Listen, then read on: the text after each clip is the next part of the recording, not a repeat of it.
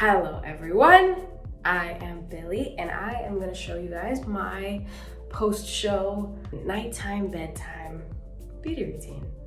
Just got off stage, so let's do it. First step, this bad boy that I got off Amazon, and I like to get that big old forehead fully in frame because we don't want to miss any inch of my forehead. And then all I do is tuck these little bad boys in. I have had a skincare routine since I was like 12-ish. Before that, I never thought about it. And it was actually my brother that told me to care about it because he went through some really, really bad skin years. And he was like 4 years older than me. And so he was like, dude, you better take care of your fucking skin, man.